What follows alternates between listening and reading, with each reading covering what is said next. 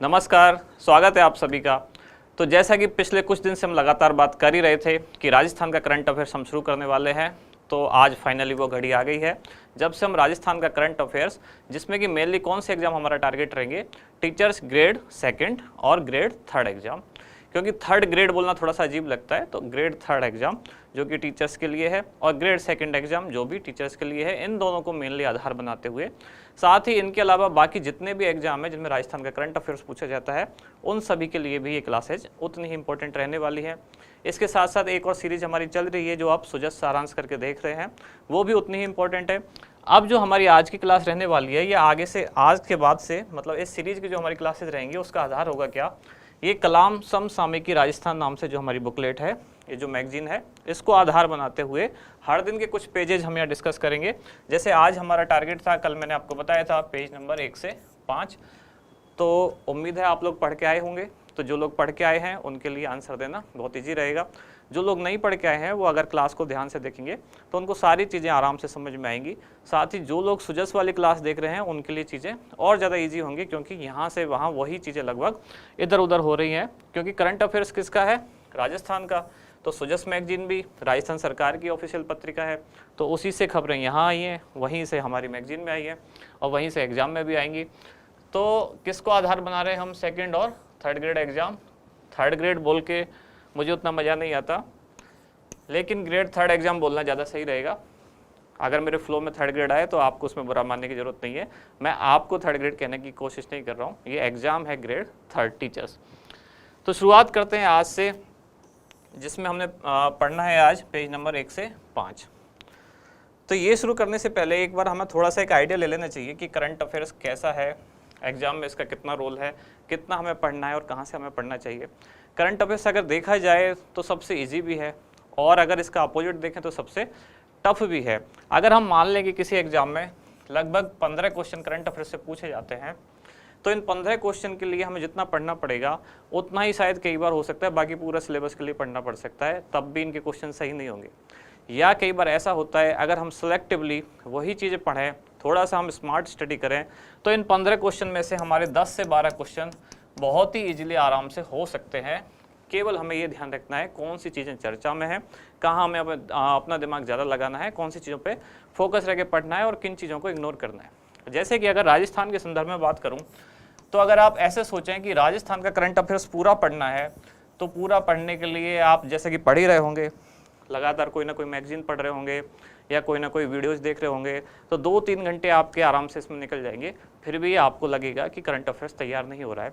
लेकिन अगर आप स्मार्टली पढ़ें, जैसे कि आप अगर पुराने पेपर एनालिसिस करें, तो आप पाएंगे कि इस करंट अफेयर्स के कुछ खास सेक्शन हैं जहाँ से हमेशा क्वेश्चन पूछा जाता है। करंट अफेयर्स को आप पूरा एक सब्जेक्ट ना मान के इसको कुछ टॉपिक्स में डिवाइड करके देखें। जैसे कि एक पार्ट है क्या? खेल। तो राजस्थान के एग्जाम में जहाँ राजस्थान का करंट अफेयर्स पूछा जाता है, वहाँ खेल से जरूर 1 या 2 क्वेश्चन पूछे जाते हैं। और इस बार तो जैसे राजीव गांधी ग्रामीण ओलंपिक हुआ, तो पूरी संभावना है इस बार उससे क्वेश्चन पूछा जाएगा। तो एक टॉपिक हुआ जैसे खेल, 15 में से मान लेते हैं हम 1 से 2 क्वेश्चन या 2 क्वेश्चन मान लेते हैं खेल से पूछे जाएंगे। अब रह गए हमारे पास 13 क्वेश्चन, और ये पढ़ने में आपको बहुत ज़्यादा जोर नहीं आएगा। अगर आप पूरा कोई भी एक मैगजीन का वार्षिक अंक या कोई ऐसी वीडियो जिसमें खेल सारे 1 साल के समराइज किए हुए हैं या 6 महीने के 7 महीने के, तो भी आप आराम से 2-3 क्वेश्चन अपने आराम से इजीली सॉल्व कर सकते हैं। इसमें भी ऐसे इवेंट आप चुन सकते हैं जैसे कि इस बार राजीव गांधी ग्रामीण ओलंपिक, तो उससे क्वेश्चन आने की लगभग पूरी संभावना है। बाई चांस ऐसा हो सकता है कि क्वेश्चन ना आए। और अगर राजीव गांधी ग्रामीण ओलंपिक से कुछ पूछा जाएगा तो क्या पूछा जा सकता है कि कितने खेल हैं, कौन सा खेल है जो केवल बालिकाओं के लिए है, कौन सा है जो केवल बालिकाओं के लिए है, कौन सा बालकों के लिए, कौन सा बालिकाओं के लिए है, या कब शुरू हुआ, कितने स्तर के इवेंट होंगे, या लास्ट में जाके ये पूछा जाएगा कौन विजेता रहा, कौन उप विजेता रहा, या कौन से स्तर का आयोजन किस डेट को हुआ। तो ये आप चीज़ें अगर पढ़ोगे तो 1 घंटे में बैठ के आप सारी चीज़ें पढ़ सकते हो। सुजस वाली हमारी क्लास में हमने बहुत डिटेल में चीज़ें पढ़ी भी हैं, तो आप 1 घंटे में आराम से 1-2 क्वेश्चन अपने सॉल्व करने की स्थिति में आ सकते हैं अगर आप स्मार्टली देखेंगे। दूसरा एक क्वेश्चन जरूर आता है, वो आता है पुरस्कार। तो आप पिछले 1 साल के और राजस्थान के लोगों को सेलेक्ट करते हुए ध्यान अगर देख के पढ़ें कि राजस्थान के कितने ऐसे लोग हैं जिनको कोई ना कोई पुरस्कार मिला, तो आप पाओगे कि इनको याद रखना बहुत ज़्यादा ज़रूरी नहीं है। हर साल 8-10 लोग ऐसे होते हैं जो चर्चा में हैं, जिनको राजस्थान के लोग हैं जो उनको कहीं ना कहीं कुछ पुरस्कार मिले हैं। जैसे कि अभी हमने सुजस में भी पढ़ा था, राजस्थान रत्न अवार्ड दिए गए। कब? इन्वेस्ट राजस्थान जो समिट हुआ, 6 लोगों को राजस्थान रत्न अवार्ड दिए गए। अगर आप उन 6 लोगों के नाम याद रखें तो 6 मिनट का काम है, कोई बहुत बड़ा काम नहीं है, लेकिन क्वेश्चन पूछे जाने की पूरी संभावना रहती है। ऐसे ही इसके बाद जो तीसरी चीज आती है वो है योजनाएं। इसमें राज्य सरकार की योजनाएं, तो राजस्थान के एग्जाम में राज्य सरकार की योजना ही ज़्यादा पूछी जाती है। जैसे कि आप अगर देखें भी तो अभी जो फर्स्ट ग्रेड का एग्जाम हुआ था 11 तारीख को, जो जीके वाला पेपर था, उसमें भी अगर लगभग 15-16 क्वेश्चन थे, 14-15 क्वेश्चन थे जो करंट अफेयर्स के थे, उसमें राजस्थान के लगभग 8-9 क्वेश्चन थे। तो ऐसे ही वो जो भी एग्जाम है राजस्थान वाले जिसमें करंट अफेयर्स पूछा जाता है, तो आधे से ज़्यादा पार्ट उसका राजस्थान का ही रहता है। तो अगर 15 पूछे गए, टोटल 15 पूछे जाते हैं, तो लगभग 9 से 10 क्वेश्चन राजस्थान के ही होंगे। तो राजस्थान की योजनाओं पे आपको फोकस करना है पूरी तरह से, और राजस्थान की योजनाओं से 2 से 3 क्वेश्चन आराम से पूछे जाने की संभावना रहती है। तो अगर और एक चौथी जो चीज़ बचती है जिसके लिए आपको सारी चीज़ें बिखरी बिखरी से लगती हैं, वो एक होता है क्या कि कब कहाँ कौन सा इवेंट हुआ, कोई खास चीज़ कहाँ घटी, कौन सी कोई घटना घटी। तो 2 से 3 क्वेश्चन ऐसे होते हैं, जैसे राजस्थान में कहीं कोई सोलर पार्क बना, कहीं कोई मेगा फूड पार्क बना, कहीं कोई आयोजन हुआ, कोई बड़ा इवेंट हुआ, जैसे कि अभी डिजी फेस्ट हुआ, जैसे कि इन्वेस्ट राजस्थान समिट हुआ, या इस तरह का कोई आयोजन होने वाला है, कोई शिखर वार्ता होने वाली है, कोई अंतर्राष्ट्रीय प्रोग्राम है जो राजस्थान में होने वाला है। इस तरह की अगर कुछ घटनाओं पे आप ध्यान दें तो ऐसी घटनाएं कोई बहुत ज़्यादा नहीं होती है। पूरा लास्ट में अगर हम समराइज करें तो लगभग 15-20 ऐसी मोटा मोटी जो घटनाएं हैं वो आएंगी आपके सामने। तो सारा निकालने के बाद अगर हम इन क्वेश्चन को काउंट करें, ये जो पुरस्कार मैंने 8-10 लिखा है, ये लिखा है मैंने 8-10 लोगों को होते हैं, तो इससे 1 या 2 क्वेश्चन आ जाते हैं, सामान्यतः 1 आता है। तो इन सबको अगर हम जोड़ लें तो एक रफ आइडिया हमारे पास आराम से आता है लगभग 8 क्वेश्चन का। 2 और 2 4, 2 6 और 2 8, 8 से, और अगर किसी सेक्शन से 3 आते हैं तो 10, तो 15 अगर हमने टोटल माने तो 8 से 10 क्वेश्चन हमारे इजीली तब हो सकते हैं जब हम इन्हीं चीज़ों पे फोकस करें। एक बार बैठ के आराम से पढ़ लें कि कौन सी चीज़ कहाँ है, जैसे खेल सारे एक साथ पढ़ लिए, पुरस्कार सारे एक साथ पढ़ लिए, योजना ये क्वेश्चन, ये वाला पार्ट है जो ये थोड़ा लेंदी है, इसमें आपको टाइम लग सकता है, लेकिन आप पहले सारी फ्लैगशिप योजनाएं पढ़ें जो कि आर्थिक समीक्षा में दी गई 26 योजना है। 26 को पढ़ने समझने में हो सकता है आपको 2-4 दिन लग जाए, तो भी आराम से इजीली ये काम हो जाएगा। और कब कहाँ कौन सा संस्थान बना, कौन सा इवेंट हुआ, कौन सा मेला आयोजित हुआ, ऐसी छोटी छोटी चीज़ें हैं जो इकट्ठी करते हुए आप 2-3 दिन में आराम से पढ़ सकते हैं। कहने का मतलब ये है कि इस 15 में से 8-10 क्वेश्चन करने की स्थिति में आप आ जाएंगे अगर आप 7 से 8 दिन समर्पित होकर केवल करंट अफेयर्स पढ़ लें या स्मार्टली पढ़ें, वो चीज़ें पढ़ें जहाँ से क्वेश्चन पूछे जाते हैं। फिर रह जाते हैं 4 से 5 क्वेश्चन, तो उनके लिए बहुत ज़्यादा परेशान होने की ज़रूरत है नहीं। करंट अफेयर्स में से कुछ ऐसे क्वेश्चन होंगे ही जो कई बार किसी से भी नहीं हो पाते हैं। कई बार क्वेश्चन भी जानबूझ के ऐसे अटपटे पूछे जाते हैं जिनके लिए बहुत पढ़ने के बाद भी आंसर सही देना मुश्किल होता है। जैसे कि अभी जो ये फर्स्ट ग्रेड वाला एग्ज़ाम हुआ उसमें पूछा गया कि अवनी लेखरा ने जो गोल्ड जीता तो उसमें उनका स्कोर क्या था, कितना उन्होंने स्कोर किया। तो ज़रूरी नहीं आप लोग ये चीज़ें याद रखें, हम ये याद रख लेते हैं कि कौन सी चैंपियनशिप जीती उन्होंने, गोल्ड जीता या ब्रॉन्ज जीता या सिल्वर जीता, लेकिन स्कोर याद नहीं था तो स्कोर पूछ लिया। अब इसका मतलब ये नहीं है आप सभी खिलाड़ियों के स्कोर याद करने बैठेंगे, तो कोई ज़रूरी नहीं अगली बार स्कोर पूछा जाए। जैसे कि एक बार जो ACF वाला एग्ज़ाम हुआ था, राजस्थान ACF वाला, उसमें पूछा गया कि भारत की जो टेस्ट सीरीज थी उसमें इंडियन क्रिकेट टीम का स्कोर क्या था, लास्ट में इंडियन क्रिकेट टीम का जो फाइनल स्कोर रहा वो क्या था। तो ऐसी चीज़ें या ऐसे 1-2 क्वेश्चन हमेशा पूछे जाते हैं और हर एग्जाम में पूछे जाते हैं। ऐसे 2-3 क्वेश्चन के लिए परेशान होने की ज़रूरत नहीं है।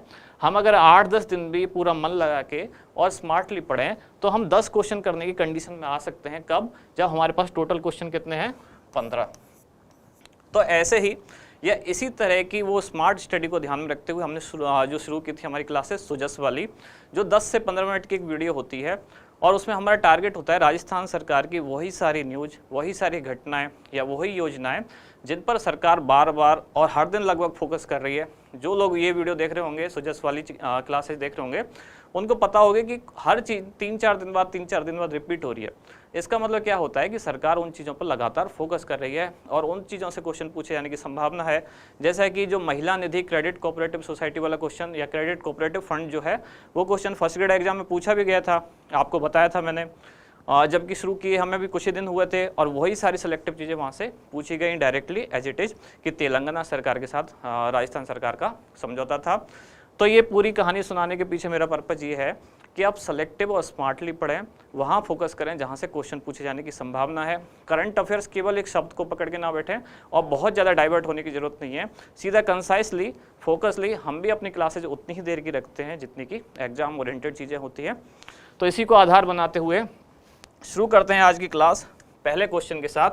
और ये पहला क्वेश्चन हमारी उसी बुकलेट से है जो आप पढ़ के आए हैं, कलाम समसामयिकी राजस्थान। क्या है पहला क्वेश्चन कि निम्नलिखित में से कौन से कार्यक्रम की शुरुआत अलवर जिले के बानसूर में की गई। दो चीज़ें हमें ध्यान से पढ़नी है, एक तो अलवर और दूसरा बानसूर। क्या क्या है ऑप्शन, एक पौधा सुपोषित बेटी के नाम, दूसरा अभियान है अभियान प्रकाश, तीसरा है पुलिस मेरी दोस्त अभियान और चौथा है स्वस्थ बेटी अभियान। तो जिन लोगों ने केवल ये बुकलेट पढ़ी है उनको तो आंसर पता होगा, लेकिन जिन लोग ने लगातार सुजस की क्लासेज भी देखी हैं या सुजस मैगजीन जो पढ़ते हैं उनको इसके चारे ऑप्शन भी पता होंगे, क्योंकि अभी कुछ दिन पहले ही हमने ये बात डिस्कस की थी, उसी दिन ये बात डिस्कस की थी। और ये दोनों चीज़ें अभी आपकी जो मैगजीन है ये कलाम वाली उसमें आप देख पा रहे होंगे। मैं चारों ऑप्शन आपको एक्सप्लेन कर देता हूँ, लेकिन पहले इसका आंसर बता देता हूँ। इसका आंसर क्या है, स्वस्थ बेटी अभियान। ये कहाँ से शुरू किया गया, अलवर के बानसूर से। और कब शुरू किया गया ये शुरू किया गया कब, 24 जनवरी 2022 को अलवर के बानसूर से शुरू किया गया। जिस दिन मैंने ये बताया था एक पौधा सुपोषित बेटी के नाम, उसी दिन सुजस वाली क्लास में मैंने ये भी बताया था कि स्वस्थ बेटी अभियान ये क्या किस दिन शुरू किया गया था। इस दिन होता है राष्ट्रीय बालिका दिवस। राष्ट्रीय बालिका दिवस कब होता है, 24 जनवरी को। और जिस दिन ये अभियान शुरू किया गया एक पौधा सुपोषित बेटी के नाम, उस दिन क्या था, अंतरराष्ट्रीय बालिका दिवस। तो अंतरराष्ट्रीय बालिका दिवस को एक प्रोग्राम शुरू हुआ और राष्ट्रीय बालिका दिवस को एक प्रोग्राम शुरू हुआ। दोनों को पढ़ाते वक्त मैंने इंटरलिंक करना आपको बताया था कि जब हमारा ध्यान कहीं जाए कि कुछ चीज़ अंतरराष्ट्रीय है तो हमें ये भी सोचना चाहिए क्या ऐसा ही कुछ नेशनल लेवल पर भी हो रहा है। तो हो रहा है, राष्ट्रीय बालिका दिवस भी होता है 24 जनवरी को। उस दिन शुरू हुआ स्वस्थ बेटी अभियान, और कहाँ से, अलवर से। एक पौधा सुपोषित बेटी के नाम अभियान, ये कहाँ से शुरू हुआ, ये हुआ बीकानेर। इसका उद्देश्य क्या है, इसका उद्देश्य है जो बालिकाएं हैं उनमें एनीमिया का उन्मूलन करना। एनीमिया क्या होता है, एक बीमारी है, मतलब रक्त में आयरन की कमी होना एनीमिया कहा जाता है, या हीमोग्लोबिन की कमी सामान्यतः कह सकते हैं, या ब्लड में आयरन की कमी, उसको कहा जाता है एनीमिया। और एनीमिया को दूर करने के लिए अंतर्राष्ट्रीय बालिका दिवस के अवसर पर एक पौधा सुपोषित बेटी के नाम अभियान शुरू किया गया, और जिसमें एक पौधे का वितरण किया गया। यहाँ लिखा हुआ है एक पौधा, तो वो कौन सा पौधा है, वो पौधा था सहजन फली। जब मैंने सहजन फली वाली बात कही थी तो मैंने ये भी बताया था कि इसको कहा जाता है क्या, सुपर फूड। सुपर फूड की कैटेगरी में भी इसे रखा जाता है, जिसका कारण क्या है, इसमें सामान्यतः फूड के वो गुण होते हैं, मतलब भोजन के वो सभी गुण होते हैं जो हमें अलग अलग सोर्सेज से मिलते हैं, जैसे कि vitamin, calcium, iron, protein, fat, lipid, उनमें से ज़्यादातर चीज़ें इसमें होती हैं। तो ये कंप्लीट न्यूट्रिशन देता है बालिकाओं को और एनीमिया के उन्मूलन में सहायक है। इसलिए जो बीकानेर का स्थानीय प्रशासन है उन लोगों ने, जो बीकानेर की बालिकाएं हैं, उनको एक एक सहजन फली का पौधा वितरित किया, जिसका पर्पज ये था कि वो अपने घर में ये पौधा लगाएं और उसका उपयोग करें, उसको खाएं, उसके सारे पार्ट्स खाए जाते हैं ताकि उनमें एनीमिया का उन्मूलन हो सके। दूसरा जो ऑप्शन है ये है अभियान प्रकाश। ये कहाँ से शुरू हुआ, ये भी नागौर से शुरू हुआ है। ये दोनों बातें हमने एक ही दिन की मैगजीन में डिस्कस की थी शायद, या हो सकता है एक दिन आगे पीछे वाली में हो। तो अभियान प्रकाश नागौर से, जिसका उद्देश्य क्या है, एक पौधा सुपोषित बेटी तो था कि स्वास्थ्य देखभाल एक जरूरी है, मतलब एनीमिया का उन्मूलन, और ये किससे संबंधित है, ये है शिक्षा से। इसका उद्देश्य है कि जो ऐसे बच्चे हैं, वंचित जो बच्चे हैं, जो कुछ कारणों से विद्यालय नहीं जा पाते हैं, तो नागौर का स्थानीय प्रशासन और साथ ही एक और कंपनी है, एक संस्था है इसमें जिसका नाम है L&T मतलब लार्सन एंड टर्बो। इसके नागौर के स्थानीय प्रशासन के साथ मिलकर अभियान शुरू किया जिसमें बच्चों को पुस्तकें, जो स्कूल बैग, बोतल या इस तरह की चीज़ें जो बच्चों को चाहिए, पेंसिल, किताब, कॉपी, वो सारी वितरित की जाती हैं और बच्चों को स्कूल आने के लिए प्रोत्साहित किया जाता है। स्थानीय प्रशासन उसमें पूरा सहयोग करता है और ये संस्था या ये कंपनी लार्सन एंड टर्बो ये उनको जो मटेरियल है, वो सारा सामान है जो विद्यालय जाने के लिए ज़रूरी है, वो सारी चीज़ें वितरित करती है। तो अभियान प्रकाश कहाँ से शुरू हुआ? नागौर से। किससे संबंधित है? वंचित बच्चों को शिक्षा दिलाने के लिए या विद्यालय में नामांकन उनका दर्ज कराने के लिए। तीसरा ऑप्शन है पुलिस मेरी दोस्त अभियान। ये कब से शुरू हुआ और कहाँ से शुरू हुआ? ये अभियान शुरू हुआ कहाँ से? डूंगरपुर से। पुलिस मेरी दोस्त नाम से समझेंगे हम, तो डूंगरपुर से शुरू हुआ। ये इस अभियान का उद्देश्य क्या है कि जो बालिका हैं, लड़कियां हैं, लड़कियों के प्रति जो अपराध होते हैं, तो बहुत सारी लड़कियां पुलिस से झिझकने के कारण या पुलिस और बालिकाओं में संवाद ना होने के कारण, डर के कारण वो सारी चीज़ें नहीं बता पाती। इसलिए सरकार ने ये प्लान शुरू किया, या डूंगरपुर में ये प्लान शुरू किया गया, जिसमें कि वहाँ के जो 16 पुलिस थाने हैं, 16 पुलिस थानों में कक्षा 9 से लेकर कक्षा 12 तक की जो बालिकाएं हैं उनकी विजिट कराई जाएगी। वो कब? हर शनिवार। अलग अलग विद्यालय की जो बालिकाएं होंगी रोटेशन के तौर पे, कभी इस स्कूल की, कभी किसी दूसरे स्कूल की, तो उन लड़कियों को इनके जो डूंगरपुर के 16 पुलिस थाने हैं, 9वीं से लेकर 12वीं क्लास की लड़कियों को वहाँ ले जाया जाएगा, विजिट कराई जाएगी, पुलिस के साथ उनका जो संवाद किया जाएगा, जिससे कि उनकी पुलिस के प्रति जो झिझक है या जो डर है वो दूर किया जा सके। और उद्देश्य क्या है इसका? ताकि बालिकाओं के प्रति जो होने वाले अपराध हैं उनमें कमी लाई जा सके। और चौथा जो इसका आंसर है, जो ऑप्शन है, स्वस्थ बेटी अभियान। ये 24 जनवरी 2022 राष्ट्रीय बालिका दिवस अलवर के बानसूर से शुरू हुआ। ये भी जो है स्वस्थ बेटी, पता चल ही रहा है आपको, बालिकाओं के स्वास्थ्य से संबंधित है। जो न्यू बॉर्न है मतलब नवजात जो बालिका हैं उनकी माताओं को और बच्चियों को तो नवजात जो किट है, मतलब जो उनको पहनने के लिए कपड़े वगैरह चाहिए या साथ ही जो सामान चाहिए वो सब दिया जाएगा। और जो महिलाएं हैं उनको उनके स्वास्थ्य की देखभाल के लिए कुछ खाने के लिए चीज़ें या कुछ और ऐसी दवाइयाँ वो सब वितरित की जाएंगी। तो ये 4 ऑप्शन हुए, 4 अलग अलग अभियान हैं। ये हम पहले दोनों सुजस में देख चुके हैं, ये दोनों हमने आज समझ लिए। अब चलते हैं आगे अगले क्वेश्चन की तरफ। ये है कि अंबेडकर डीबीटी वाउचर योजना निम्नलिखित में से कौन से विभाग द्वारा संचालित की गई? योजना क्या है? Ambedkar DBT voucher. डीबीटी मतलब डायरेक्ट बेनिफिट ट्रांसफर। इसका मतलब क्या होता है? जो पैसे हैं गवर्नमेंट की तरफ से आने वाले, वो सीधे आपके या जो भी लाभार्थी है उसके बैंक अकाउंट में आते हैं, उसको कहते हैं डीबीटी। तो डीबीटी वाउचर योजना कौन से विभाग द्वारा संचालित की गई? ऑप्शन है उच्च शिक्षा विभाग, सामाजिक न्याय एवं अधिकारिता विभाग, महिला एवं बाल विकास विभाग और चिकित्सा स्वास्थ्य एवं परिवार कल्याण विभाग। तो क्या है इसका आंसर? इसका आंसर है बी, सामाजिक न्याय एवं अधिकारिता विभाग।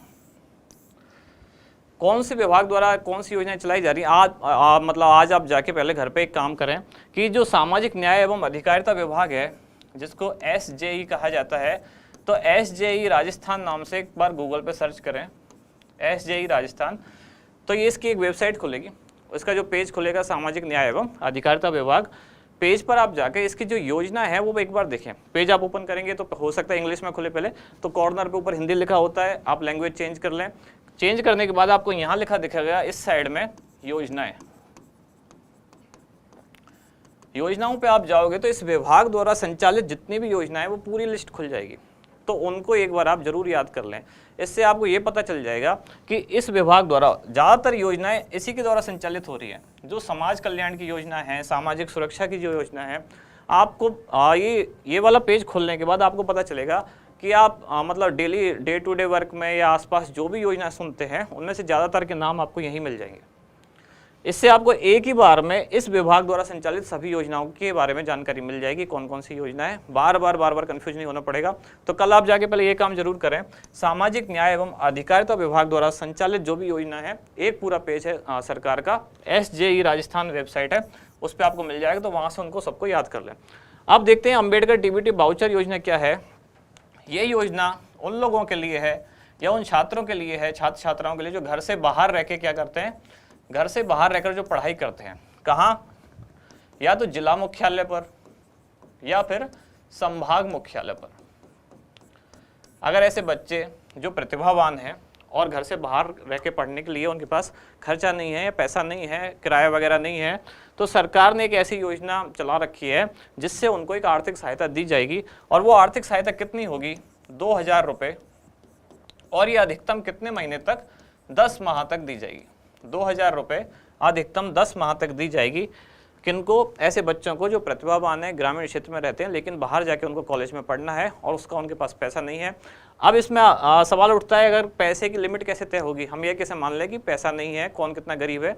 तो इसके लिए उनकी एक वार्षिक आय रखी गई है अधिकतम। जैसे कि अगर वो SC, ST या MBC वर्ग से आते हैं तो उनकी अधिकतम वार्षिक आय होनी चाहिए 2.5 लाख रुपये। यदि वो OBC कैटेगरी से आते हैं तो उनकी अधिकतम वार्षिक आय होनी चाहिए 1 लाख रुपये, और यदि वो EWS कैटेगरी से आते हैं तो उनकी अधिकतम वार्षिक आय होनी चाहिए 1 लाख रुपये। क्लियर बात? 2,000 रुपये प्रतिमाह दिए जाएंगे 10 महीने तक घर से बाहर रहकर पढ़ने वाले बच्चों को। पारिवारिक आय उनकी अधिकतम इतनी होनी चाहिए। और कौन सा विभाग इस योजना को चला रहा है? सामाजिक न्याय एवं अधिकारिता विभाग, राजस्थान सरकार का। इसकी सारी योजनाएं आज आप जरूर याद करें। अब चलते हैं अगले क्वेश्चन की तरफ। ये क्या है? मुख्यमंत्री हमारी जिम्मेदारी योजना, इसका उद्देश्य क्या है? 4 उद्देश्य दिए गए हैं। पहला, वरिष्ठ नागरिकों को निःशुल्क तीर्थ यात्रा कराना। दूसरा, कुछ निर्दिष्ट श्रेणी के व्यक्तियों को, निर्दिष्ट श्रेणी मतलब कुछ खास लोगों के व्यक्तियों को, एक कैटेगरी बनाई गई, उनके व्यक्तियों को निःशुल्क ई-मित्र सेवा देना।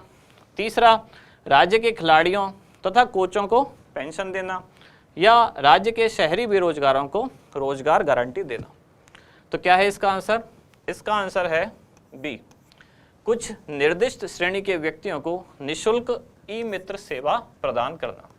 इस योजना में दरअसल क्या किया गया है कि कुछ ऐसे कैटेगरी के लोग हैं, कुछ बुजुर्ग हैं, या कुछ विधवा महिलाएं हैं, या कुछ सिलिकोसिस से पीड़ित व्यक्ति हैं, जो बीमारी है सिलिकोसिस। आज की सुजस में भी हमने, कल की सुजस में हमने पढ़ा था सिलिकोसिस नीति, तो उसमें हमने ये भी देखा था सिलिकोसिस से पीड़ित जो व्यक्ति हैं या मरीज हैं, उनके लिए सरकार कितने रुपए दे रही है? 3 लाख आर्थिक मदद, और यदि उनकी मृत्यु हो जाती है तो 2 लाख रुपए उनके परिजनों को, ये जो आश्रित हैं, उनको दी जाती है।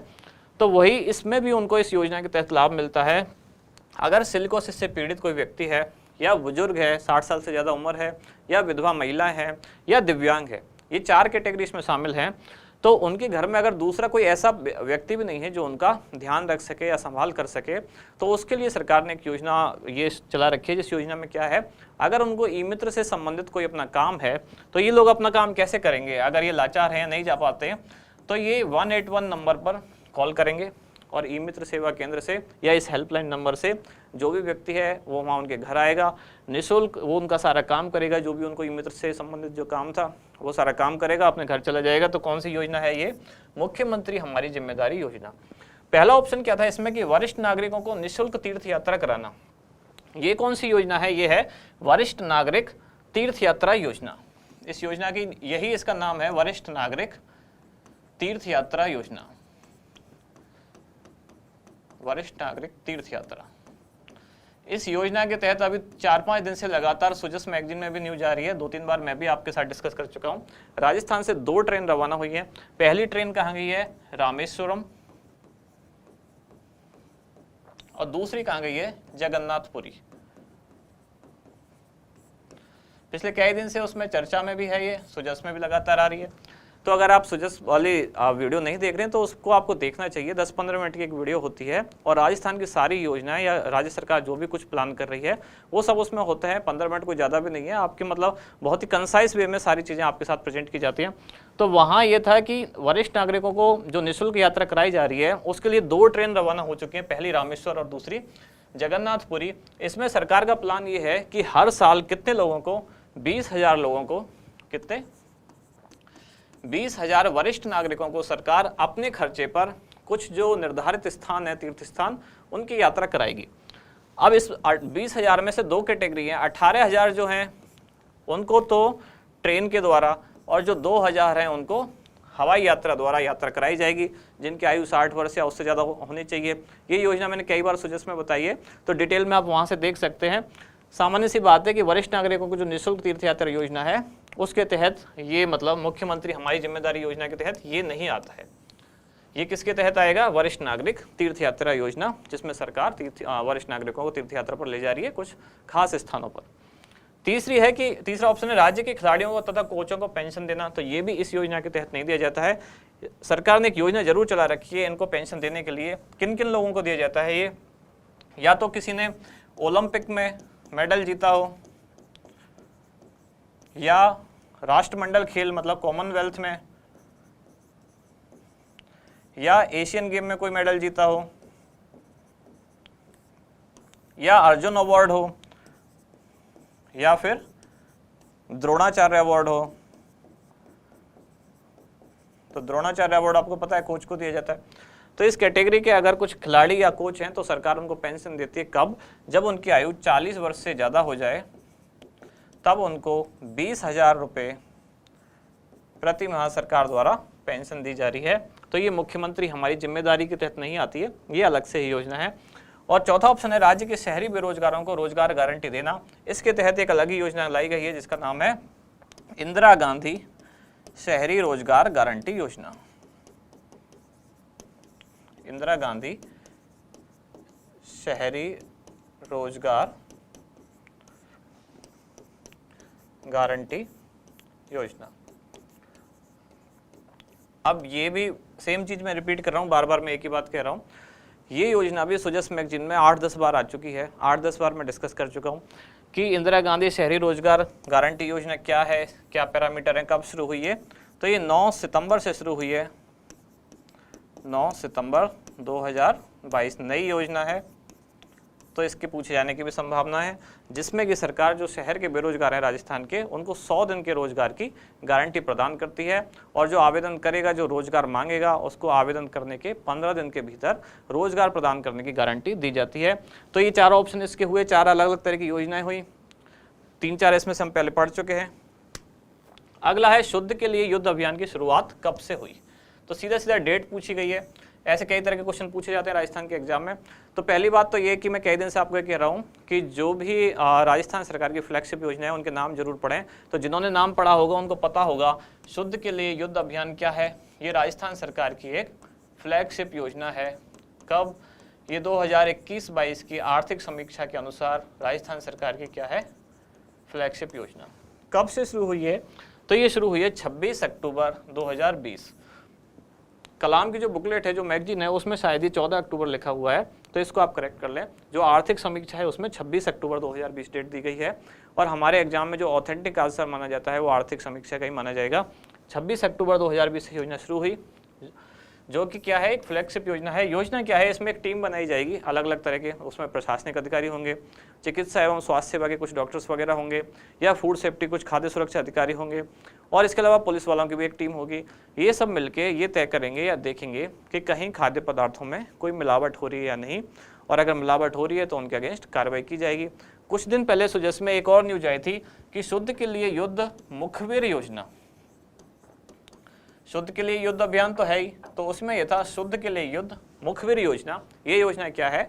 तो शुद्ध के लिए युद्ध अभियान से ही संबंधित है। इसमें सरकार ने एक इनाम की घोषणा की है कि यदि कोई व्यक्ति ये सूचना देगा कि इस जगह या कहीं किसी दुकान पर या किसी और संस्थान में खाद्य पदार्थों में अगर कोई मिलावट होती है और अगर ये आरोप सही पाया जाता है, तो वो सूचना देने वाले व्यक्ति को राज्य सरकार 51,000 रुपये का पुरस्कार देगी। और यही योजना कहलाई क्या? शुद्ध के लिए युद्ध मुखबिर योजना।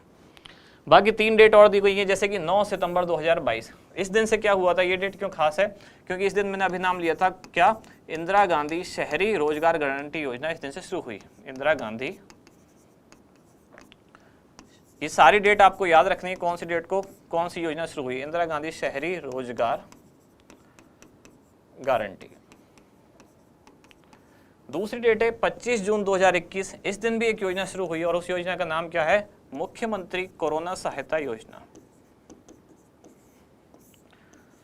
ये उन लोगों के लिए थी या उन बच्चों के लिए जिन्होंने कोविड के दौरान अपने माता पिता को खो दिया, या महिलाएं जो विधवा हो गई, तो उनके लिए सरकार ने योजना चलाई, मुख्यमंत्री कोरोना सहायता योजना। इस योजना में क्या, अगर बच्चे अनाथ हुए हैं तो उनको 1 लाख रुपए हाथों हाथ, मतलब एक मुश्त, प्लस 2500 रुपये उनको प्रति माह, प्लस 2000 रुपये उनको वार्षिक किताब या पढ़ने वगैरह ऐसी चीज़ों के लिए कब तक दी जाएंगे, 18 साल तक। प्लस जब वो 18 साल के हो जाएंगे तो फिर उनको 5 लाख रुपए और दिए जाएंगे एक मुश्त। कौन सी योजना के तहत? मुख्यमंत्री कोरोना सहायता योजना 25 जून 2021 से शुरू हुई। क्या खास बात है? बच्चों को जो अनाथ हो गए कोविड के कारण, जिनके माता पिता गुजर गए, उनको 1 लाख रुपए एक मुश्त दिए जाएंगे, 2500 रुपये प्रति माह, 2000 रुपये एक बार और दिए जाएंगे ताकि वो पढ़ने के लिए जो किताब कॉपी वगैरह सारी चीज़ें वो खरीद सकें, और 5 लाख रुपये उनको तब दिए जाएंगे जब वो 18 साल के हो जाएंगे। और इधर है 1 मई 2021, जो बहुत ही फेमस डेट है, ये तो आपको कैसे भी नहीं भूलनी है, क्योंकि इस दिन से कौन सी योजना लागू हुई है? वो है चिरंजीवी स्वास्थ्य बीमा योजना। कौन सी? चिरंजीवी स्वास्थ्य बीमा योजना, मुख्यमंत्री चिरंजीवी स्वास्थ्य बीमा योजना। चिरंजीवी के नाम से 3 योजनाएं हैं, मुख्यमंत्री चिरंजीवी स्वास्थ्य बीमा योजना, चिरंजीवी दुर्घटना बीमा योजना और चिरंजीवी जीवन रक्षक योजना। तो जो चिरंजीवी स्वास्थ्य बीमा योजना है वो 1 मई 2021 को शुरू हुई या लागू हुई, और चिरंजीवी जो दुर्घटना बीमा योजना है वो कब हुई? इसके 1 साल बाद, यानी कि 2022 से। कौन सी? चिरंजीवी दुर्घटना बीमा योजना। और तीसरी बची जो चिरंजीवी जीवन रक्षक योजना, वो शुरू तो हुई थी पहले, कब? ट्रायल शुरू हुआ था उसका 6 जून नहीं, उसका ट्रायल शुरू हुआ था 22 जून 2022 को, और वो पूरे प्रदेश में लागू कब हुई? तो लागू हुई थी वो 6 सितंबर, इधर स्पेस नहीं है मैं ऊपर लिख देता हूँ, लागू हुई है वो चिरंजीवी जीवन रक्षक योजना कब? 6 सितंबर 2022 को। कौन सी? चिरंजीवी जीवन रक्षक योजना। तीनों योजना बहुत डिटेल में हमने पढ़ी है, सुजस मैगजीन में पढ़ी है, साथ ही सुजस क्लास में पढ़ी है। क्या था इन तीनों में? जो चिरंजीवी स्वास्थ्य बीमा योजना है, ये तो जो हमारे प्रदेश के जितने भी नागरिक हैं राजस्थान के, उन सभी को स्वास्थ्य का बीमा कवर देती है 10 लाख रुपए तक। चिरंजीवी दुर्घटना बीमा जो योजना है वो राजस्थान के निवासियों को दुर्घटना होने पर 5 लाख रुपए तक का बीमा कवर देती है। और चिरंजीवी जीवन रक्षक जो योजना थी तीसरी वाली, वो ये है कि अगर दुर्घटना होने पर कोई व्यक्ति जिसकी दुर्घटना हुई है वो दूसरे की मदद करता है और उसको अस्पताल तक पहुंचा देता है, तो सरकार उसको इनाम के तौर पर 5000 रुपये का पुरस्कार देगी। ये थी चिरंजीवी जीवन रक्षक योजना। 3 योजना है चिरंजीवी नाम से, तो चिरंजीवी नाम देखते ही आपको एकदम पागल नहीं हो जाना है, पहले आगे भी पढ़ना है। चिरंजीवी स्वास्थ्य बीमा है, चिरंजीवी दुर्घटना बीमा है, या चिरंजीवी जीवन रक्षक योजना है। तीनों की अलग अलग डेट है। अब आगे चलते हैं। अगला क्वेश्चन क्या है? Adventure sports training and mountaineering centre का शुभारंभ निम्नलिखित में से कौन से स्थान पर किया गया? Adventure sports training and mountaineering centre, तो सीधी सी बात है किसी माउंटेन पे ही होगा, और यहाँ चारों ऑप्शन में भी माउंटेन के नाम है। एक है तारागढ़, रघुनाथगढ़, माउंट आबू और जयगढ़। ये तारागढ़ कहाँ है? ये है अजमेर। रघुनाथगढ़ कहाँ है? सीकर। माउंट आबू कहाँ है? सिरोही। और जयगढ़ कहाँ है? ये जयपुर। ये सेंटर का शुभारंभ कहाँ किया गया? तो शुभारंभ किया गया है माउंट आबू, सिरोही में ही। सिरोही में माउंट आबू पर ही सबसे ऊंची जो पर्वत श्रेणी है, पता होगा आपको कौन सी? गुरु शिखर, जिसकी ऊंचाई कितनी है? 1722 मीटर। ठीक है, तो एक सिंपल सा फैक्चुअल क्वेश्चन है कि कहाँ पर ये सेंटर शुरू किया गया? माउंट आबू में, सिरोही में ही एक सबसे ऊंची पर्वत श्रेणी राजस्थान की गुरु शिखर, जिसकी ऊंचाई कितनी है? 1722 मीटर। अब चलते हैं अगले क्वेश्चन की तरफ। अगला क्वेश्चन है, गाड़िया लोहार मकान निर्माण योजना के तहत दी जाने वाली अनुदान राशि बढ़ाकर कितनी कर दी गई है? योजना का नाम क्या है? गाड़िया लोहार मकान निर्माण योजना। तो जिन लोगों ने फ्लैगशिप योजना पढ़ी है तो उनको पता होगा ये क्या है? फ्लैगशिप योजना, वही आर्थिक समीक्षा 2021-22 के अनुसार। ये भी योजना क्या है? गाड़िया लोहार आप लोग जानते होंगे, जो कहे जाते हैं महाराणा प्रताप के वंशज हैं या ऐसा कुछ है, जो एक उनके साथ एक कहानी जुड़ी हुई है कि वो कभी भी स्थायी रूप से अपना मकान बना के नहीं रहते, लगातार अपना आवास बदलते रहते हैं। तो सरकार उनके लिए एक योजना ला रही है या एक प्रोग्राम उनके लिए शुरू कर रही है, क्या कि इनको स्थायी रूप से बसाया जाए। और उसके लिए उन्होंने क्या प्लान बनाया या क्या योजना बनाई कि अगर ग्रामीण क्षेत्र है तो इनको 150 वर्ग गज, और अगर ये शहरी क्षेत्र में है तो इनको 50 वर्ग गज, इतने क्षेत्रफल का एक क्या दिया जाएगा? भूखंड या प्लॉट, जैसे हम सामान्यतः कहते हैं, एक प्लॉट दिया जाएगा इनको। क्यों? फ्री में दे रही है सरकार, ये प्लॉट ले लो और यहाँ स्थायी रूप से बस जाओ भाई, बार बार घूमना भटकना अब छोड़ दो, बहुत पुरानी हो गई बातें, वो सारी चीज़ें छोड़ो। तो इनको सरकार स्थायी रूप से बसाना चाह रही है। ग्रामीण क्षेत्रों में 150 वर्ग गज और शहरी क्षेत्रों में 50 वर्ग गज इनको भूखंड दिया जा रहा है। साथ ही जब ये योजना शुरू की गई थी कि ये 13-14 में योजना शुरू की गई थी।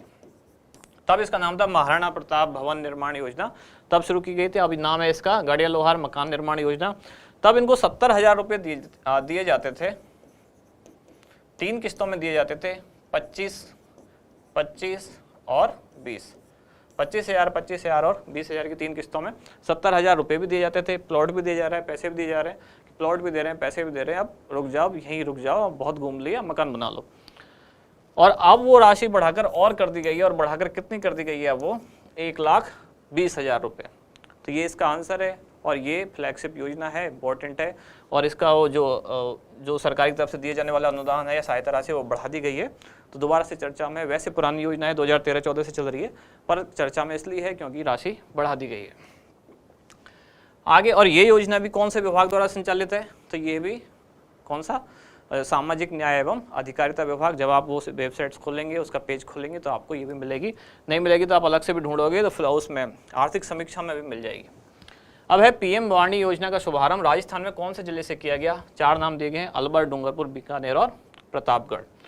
पहले हम देखते हैं पीएम वाणी। वाणी का फुल फॉर्म क्या है? इसमें पीएम तो प्रधानमंत्री समझ में आता है, VANI, इसका मतलब है, सॉरी वी नहीं, WANI। W का मतलब है वाईफाई, ए का मतलब है एक्सेस, N का मतलब है नेटवर्क, और I का मतलब है इंटरफेस। इसका मतलब क्या हुआ कि वाईफाई नेटवर्क के साथ आपको एक्सेस मिल रहा है और आपको जोड़ रहा जा रहा है। इसका मतलब ये हुआ, कहीं ना कहीं आपको इतनी सी बात समझ में आई होगी कि कुछ ना कुछ इंटरनेट की बात हो रही है, मतलब हमको जोड़ा जा रहा है इंटरनेट से। और हमको मतलब किसको? ग्रामीण क्षेत्रों को। भारत के जो भी ग्रामीण क्षेत्र हैं उनमें इंटरनेट सर्विस सरकार प्रदान कर रही है, और वो भी कैसे? फ्री, मतलब मुफ्त, निःशुल्क इंटरनेट। कैसे? जगह जगह जो पंचायत स्तर है, हर जिले के पंचायत स्तर पर एक पब्लिक डेटा ऑफिस, जिसको क्या कहा जाएगा? PDO, पब्लिक डेटा ऑफिस स्थापित किए जाएंगे, जहां वाईफाई कनेक्शन लगाया जाएगा, और उस ग्रामीण क्षेत्र में या उस ग्राम पंचायत क्षेत्र में, पंचायत समिति में, ये जो है इंटरनेट मुफ्त में प्रदान किया जाएगा। यही योजना कौन सी है? पीएम वाणी योजना। और राजस्थान में इसका शुभारंभ कहाँ से हुआ? तो ये हुआ प्रतापगढ़ जिले से। बाकी अलवर से क्या योजना शुरू हुई? अभी हमने देखा था, जैसे अगर हम इंटरलिंक करें एक क्वेश्चन से दूसरा, तो शुरुआत का जो पहला क्वेश्चन था, अलवर के बानसूर से कौन सी योजना शुरू हुई? स्वस्थ बेटी अभियान। डूंगरपुर से क्या शुरू हुआ? तो पुलिस मेरी दोस्त अभियान, थोड़ी देर पहले ही हमने पढ़ा था। बीकानेर से क्या शुरू हुआ? तो एनीमिया मुक्त करने के लिए जो कौन सा प्रोग्राम शुरू हुआ था? एक पौधा सुपोषित बेटी के नाम, जिसमें सहजन फली का पौधा वितरित किया जाता था, वो बीकानेर से शुरू हुआ। तो आप कनेक्ट करते हुए पढ़ें, हाथों हाथ आपको याद भी होता जाएगा। अगला क्वेश्चन है, परिंदा बांधो अभियान का शुभारंभ निम्नलिखित में से किस तिथि को किया गया? सीधी डेट पूछी गई है। ऑप्शन दिए गए हैं 3 मार्च 2022, 29 अगस्त 2022, 7 अक्टूबर 2022 और 22 जनवरी 2022। उत्तर इसका है 3 मार्च 2022। इस दिन क्या होता है? वन्य जीव दिवस। तो वन्य जीव दिवस या वन्य जीव संरक्षण दिवस इस दिन होता है। उसी दिन ये योजना शुरू की गई, परिंदा बांधो अभियान, जो सामाजिक न्याय एवं अधिकारिता विभाग के सचिव हैं, कौन? समित शर्मा, उनके द्वारा ये प्रोग्राम शुरू किया गया 3 मार्च 2022 को। अब बाकी की जो 3 डेट और हैं, इनको भी कुछ ना कुछ इवेंट हुए हैं, जैसे कि 29 अगस्त 2022, इस दिन क्या हुआ था? बहुत बड़ी घटना हुई थी, आपको बहुत याद होना चाहिए। पहले तो 29 अगस्त को क्या होता है? खेल दिवस होता है। खेल दिवस क्यों होता है? क्योंकि मेजर ध्यानचंद का जन्मदिन होता है। इसी को भारत सरकार क्या खेल दिवस के रूप में मनाती है। और इसी दिन राजस्थान में क्या शुरू हुआ? राजीव गांधी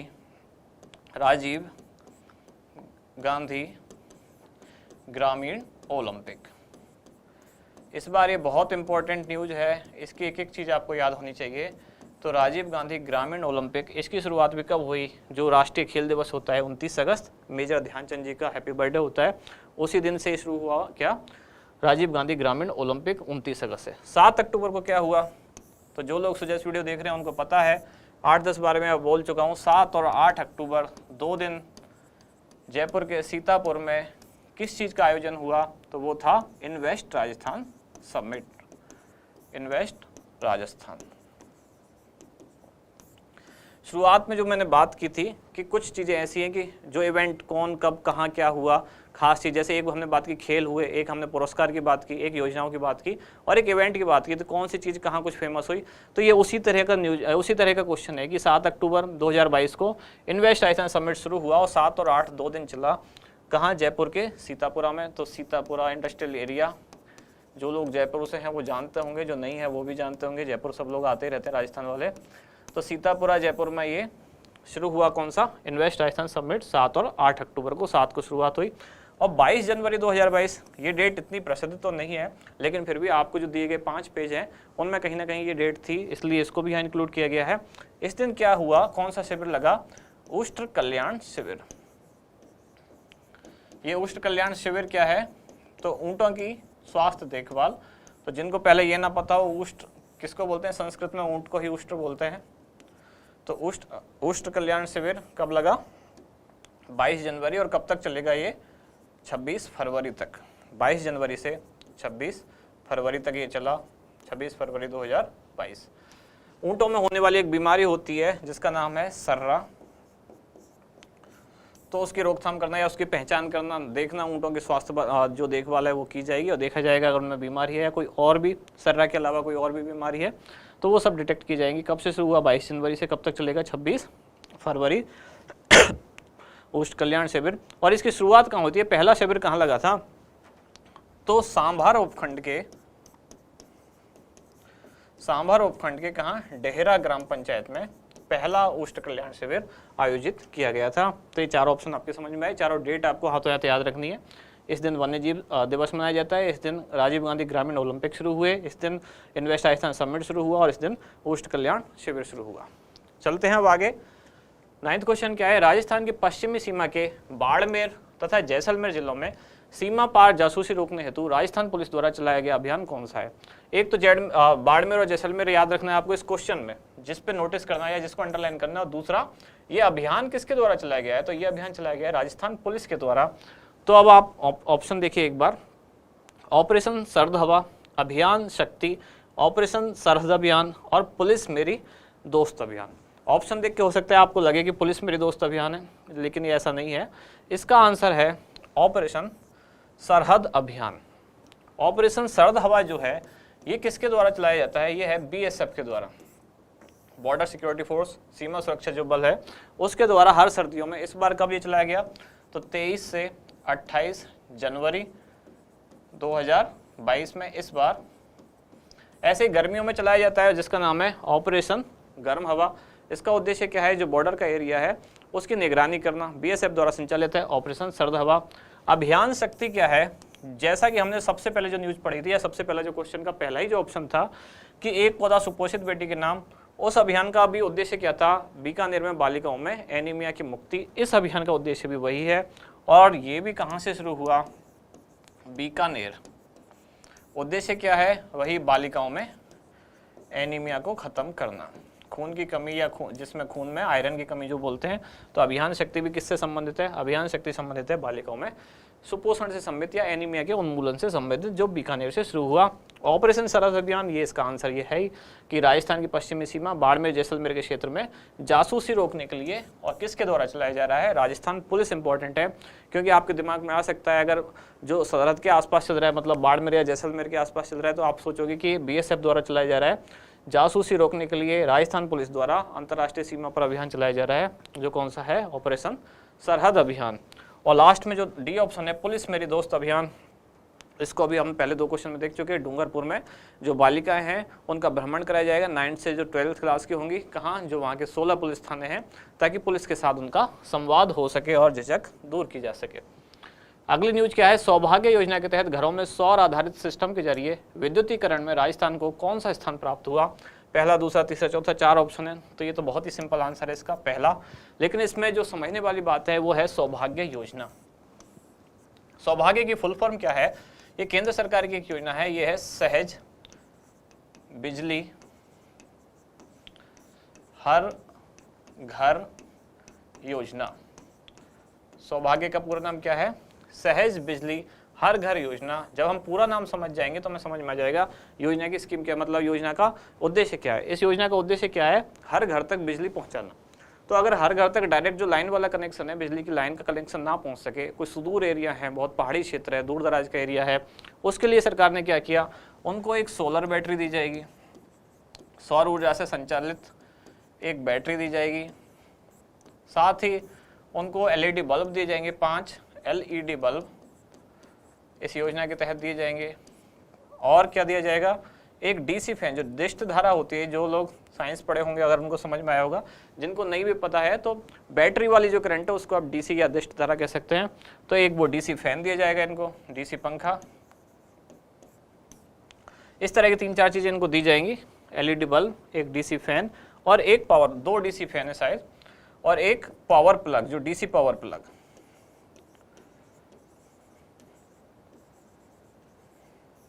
मतलब ऐसा पावर प्लग भी होना चाहिए जिसमें डीसी करंट चल सके। जो डायरेक्ट हमारे घरों में बिजली आती है वो कौन सी होती है, एसी, अल्टरनेटिंग करंट, और ये जो कौन सी होती है, डीसी, मतलब ये दिष्ट धारा जिसे हिंदी में बोलते हैं, बैटरी वाली करंट आप आराम से समझ सकते हैं। तो ऐसे जो एरिया है जहाँ डायरेक्ट लाइन से कनेक्शन पहुंचाना संभव नहीं है, दूर दराज के एरिया है, सरकार उनके लिए ये चीज़ें वितरित कर रही है। लेकिन सरकार का पूरा प्रयास है कि हर घर तक क्या पहुँचाई जाए, बिजली पहुँचाई जाए। और ये योजना शुरू कब से हुई, सहज बिजली हर घर योजना, ये हुई थी 25 सितंबर 2017। आपके जो नोट्स हैं या जो बुकलेट है उसमें इसकी डेट शायद अलग है, इसकी डेट क्या है, 25 सितंबर 2017। फिर भी आप एक बार गूगल पे जरूर क्रॉस चेक करें, मैंने अपनी तरफ से चेक किया है, डेट यही है 25 सितंबर 2017। फिर भी कोई कन्फ्यूजन हो तो आपको अपने लेवल पर भी चीज़ें पढ़नी चाहिए, ना मुझ पर डिपेंड रहे ना किसी और पर डिपेंड रहे, अपना भी एक बार दिमाग जरूर लगाएं। कब से शुरू हुई, 25 सितंबर 2017, सहज बिजली हर घर योजना। अच्छा, ये योजना है जिसमें सरकार चाहती है कि हर घर तक बिजली पहुंचे। ऐसे ही एक और योजना है जिसमें सरकार चाहती है कि हर घर तक पानी पहुंचे, और उसका नाम क्या था, हर घर जल, या इसी को दूसरा नाम दिया गया था जल जीवन मिशन। ये भी केंद्र सरकार की योजना है और ये हमने सुजस में 3-4 बार पढ़ी है, जल जीवन मिशन या हर घर जल योजना। इसकी शुरुआत कब हुई थी, तो 15 अगस्त 2019 को प्रधानमंत्री ने लाल किले के अपने भाषण से घोषणा की थी। और घोषणा क्या की थी कि मैं 2024 तक चाहता हूं हर घर तक नल से जल पहुंच जाए। तो 2024 तक प्लान है हर घर तक नल से जल पहुंचाना। शुरुआत कब हुई, 15 अगस्त 2019। और इसमें जो एमपी का बुरहानपुर है वो पहला जिला बना है जिसमें हर घर तक नल से जल पहुंच गया। और गोवा पहला राज्य बना है जिसमें हर घर में नल से जल पहुंच गया। बुरहानपुर और गोवा कौन सी योजना के तहत, हर घर जल योजना या जल जीवन मिशन, जो 15 अगस्त 2019 को शुरू हुई। 2024 तक पूरे देश में हर घर तक नल से जल पहुंचाना केंद्र सरकार का उद्देश्य है। बुरहानपुर जो एमपी का है पहला जिला बना और गोवा पहला राज्य बना। साथ ही दमन दीव और दादरा नगर हवेली जो मिला के एक अब बना दिया गया है, वो पहला केंद्र शासित प्रदेश बना जिसमें हर घर तक नल से जल पहुंच गया है। अब देखते हैं अगला क्वेश्चन कि सघन मिशन इंद्रधनुष 4.0 का शुभारंभ कब व कहां से किया गया। तो डेट पूछी है और स्थान पूछा है। 4 ऑप्शन आपको दिए गए, 13 फरवरी 2021 और जयपुर से, 7 फरवरी 2021 जयपुर से, 7 फरवरी 2022 जोधपुर से और 13 फरवरी 2022 अजमेर से। क्या है इसका आंसर? सही आंसर है इसका 13 फरवरी 2021 जयपुर से। 13 फरवरी 2021, क्या ये आंसर सही है?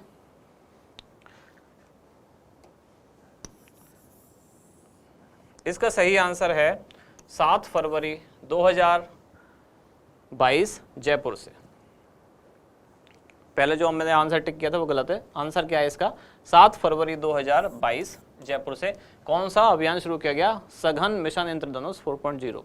अब अगर ये 4.0 है तो इसका मतलब 1.0, 2.0, 3.0 ये भी रहे होंगे, सीधी सी बात है। तो ये कब कब रहे और सघन मिशन इंद्रधनुष क्या है और मिशन इंद्रधनुष क्या है केवल? तो केंद्र सरकार चाहती है, केंद्र सरकार ने शुरुआत की थी कि जो भारत के गर्भवती महिलाएं हैं उनके स्वास्थ्य में सुधार आए, या शिशु मृत्यु दर है, मातृ मृत्यु दर है जो वो बहुत ज़्यादा है, उसमें कमी लाई जाए, इसके लिए टीकाकरण करना। और यही इस प्रोग्राम का उद्देश्य था मिशन इंद्रधनुष में, जिसमें कि 11 तरह के विभिन्न टीके लगाए जाते थे, जैसे कि BCG, DPD, OPV यानी कि ओरल पोलियो वैक्सीन, या इस कौन सा OPV के बाद जैसे कि हेपेटाइटिस B, या इस तरह के और कुछ जैसे कि खसरा जो मीजल्स जिसको बोलते हैं। तो इस तरह के कुछ 11 टीके हैं जो इस योजना के तहत लगाए जाते हैं। जापानीज एन्सेफेलाइटिस ये इस योजना के तहत लगाए जाते हैं, जिसमें कि गर्भवती महिलाएं और 2 वर्ष तक के जो बच्चे हैं उनका अगर कुछ टीकाकरण रह गया है, किसी का कुछ बाकी है, उसके लिए चलाया गया सघन मिशन इंद्रधनुष। ये उनके लिए है सघन मिशन इंद्रधनुष। सघन शब्द उनके लिए है, अगर कुछ रह गए हैं, छूट गए हैं, तब उनके लिए चलाया गया। केवल मिशन इंद्रधनुष था जो शुरुआत की गई थी केंद्र सरकार के द्वारा, उसका उद्देश्य था कि गर्भवती महिलाओं का और बच्चों का टीकाकरण करना। लेकिन अगर छूट गए हैं कौन, गर्भवती महिलाएं और 2 वर्ष तक के बच्चे, उनके लिए चलाया गया सघन मिशन इंद्रधनुष। जो मिशन इंद्रधनुष है वो 2015 में चलाया गया। सघन मिशन इंद्रधनुष 1.0 ये 2017 में, 2.0 2019 में, 3.0 2021 में और 4.0 2022 में। तो पहले जो मैंने आंसर टिक किया था 2021 वाला, ये तो ऑप्शन वैसे भी सही नहीं होता, क्योंकि 2021 में मिशन चल रहा था कौन सा, 3.0, और जो हम मैगजीन भी पढ़ रहे हैं वो भी जनवरी से मार्च तक का करंट अफेयर्स है, और कौन से ईयर का है, 2022 का। तो वैसे भी आंसर 2022 वाला ही होने वाला था। तो आंसर क्या है इसका, 7 फरवरी 2022। तो ये था हमारा लास्ट क्वेश्चन। आशा करते हैं आपको समझ में आया होगा। आपके अपने कमेंट्स करके हमें बताएं आपको कैसी लगी क्लास, साथ ही आपको और हमसे क्या चाहिए या कैसे आप सुझाव हमें दे सकते हैं, किस तरह से क्लास को और ज़्यादा आपके लिए उत्पादक बना सकते हैं, फ्रूटफुल बना सकते हैं, वो आप ज़रूर अपने सुझाव दें। अब मिलते हैं कल अगली न्यूज़ के साथ या अगली क्लास के साथ अगले दिन। धन्यवाद।